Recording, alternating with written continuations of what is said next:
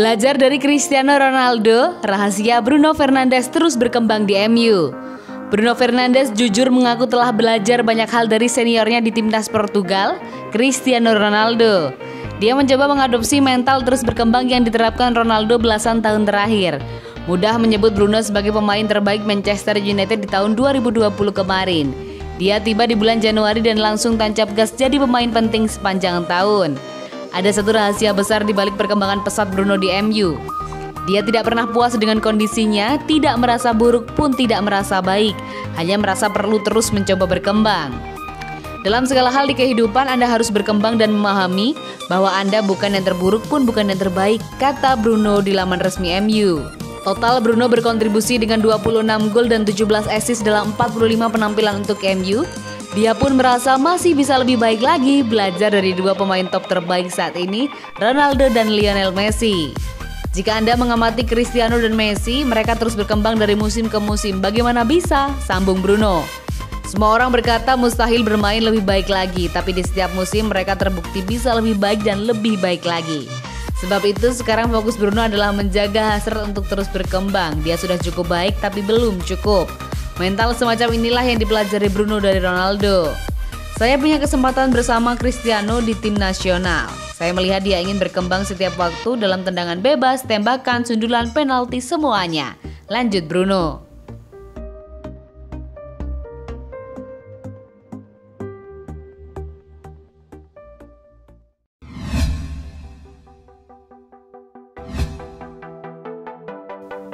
Gantikan Edinson Cavani, Manchester United bernafsu boyong Paulo Dybala dari Juventus. Raksasa Premier League Manchester United dikabarkan menjadikan bintang Juventus Paulo Dybala sebagai target jangka panjang mereka. Musim lalu Manchester United sempat mengalami krisis striker pasca kepergian Romelu Lukaku ke Inter. Musim panas kemarin, setan merah pun menggait Edinson Cavani.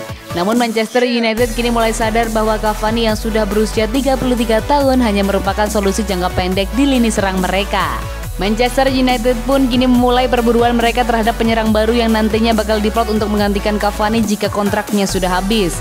Kini seperti dilansir Transfer Window Podcast, Manchester United menginginkan Dybala sebagai target jangka panjang mereka, entah musim depan atau 2 musim lagi.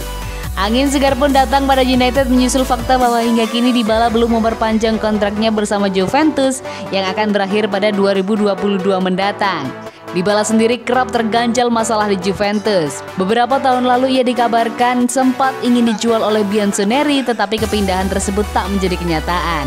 Kini Dybala dikabarkan tengah kesal terhadap pelatihnya Andrea Pirlo karena jarang memberi dia kesempatan untuk bermain selama 90 menit penuh, meski kini ia sudah pulih dari cedera.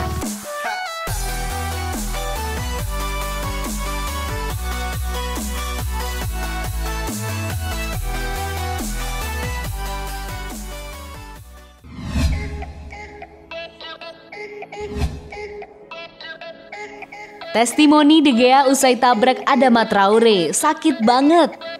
Kecelakaan terjadi kala David De Gea secara tidak sengaja menabrak Adama Traore dan membuat kiper Manchester United itu terkapar kesakitan.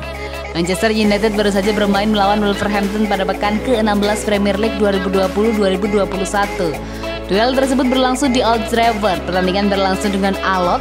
Gol baru tercipta pada menit ke-93 melalui Marcus Rashford. Laga itu sempat terhenti beberapa saat sebab pada menit ke-81 De Gea terkapar di kotak penalti setan merah. Ternyata David De Gea terkapar karena ia menabrak winger Wolverhampton. Saat itu kiper Spanyol tersebut baru saja melepas bola kepada rekan satu timnya. De Gea tak sadar di belakangnya ada Traore yang sedang bergegas untuk kembali ke tengah lapangan. Kiper 30 tahun tersebut hendak kembali ke depan gawang. Boom, saat itulah ia menabrak Traore dan langsung terkapar. Saya terbaring di lapangan, De Gea tertawa via gol.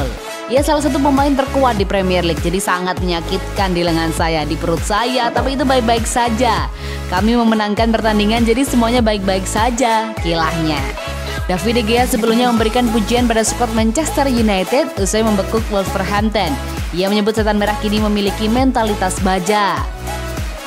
Saya pikir kami sekarang memiliki mentalitas juara dan ini sangat penting bagi tim. Kami semua ingin menang, kami terus berusaha sampai akhir, cetusnya.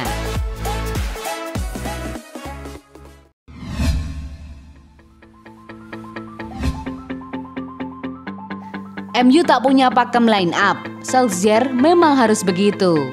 Ole Gunnar Solskjaer memuji kualitas kedalaman skuad Manchester United, salah satu alasan mereka bisa naik ke peringkat kedua klasemen sementara Premier League. Saking tangguhnya kedalaman skuad MU, Solskjaer bahkan tidak bisa menentukan pakem starting line up timnya musim ini. Selalu berubah-ubah, hanya beberapa pemain yang terus jadi pilihan utama. Menurut Sky Sport, MU belum pernah menurunkan line up yang sama secara beruntun musim ini. Ada beberapa alasan, salah satunya adalah jadwal pertandingan yang terlalu padat. Lalu apa kata Solskjaer? Tidak ada pakem, justru harus begitu. Solskjaer memahami bahwa keputusannya terbilang ganjil, menggonta-ganti line up terus-menerus bisa jadi masalah. Namun baginya justru disitulah letak kekuatan MU musim ini, setiap pemain mendapatkan kesempatan yang sama. Kami punya skuad tangguh, kami banyak melakukan rotasi, kami tidak benar-benar menemukan pakem starting 11 yang menurut saya memang tidak akan terjadi di musim ini, sambung Solskjaer. Memang harus begitu, cedera dan skors akan terjadi. Saya kira skuad kami bisa siap menghadapi setiap pertandingan, imbuhnya. Bakal rotasi terus sesuai lawan.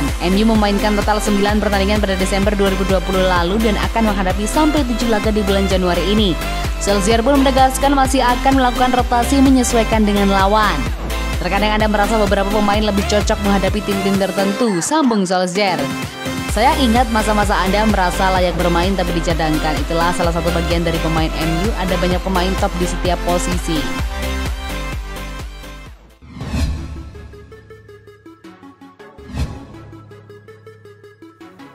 Paul Pogba hebat sih, tapi Paul Pogba tampil mengesankan di beberapa laga terakhir Manchester United. Meski begitu, masih tetap ada pihak-pihak yang meragukan kualitasnya di lapangan.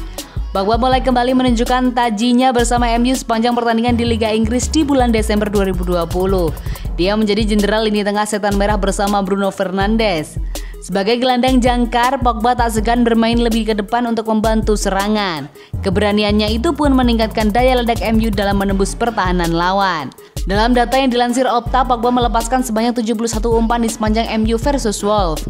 Akurasi passing Pogba sebesar 83,1% secara keseluruhan dan sebesar 81,1% di daerah lawan. Performa apik Pogba bersama MU pun mendapat pujian dari beberapa pihak.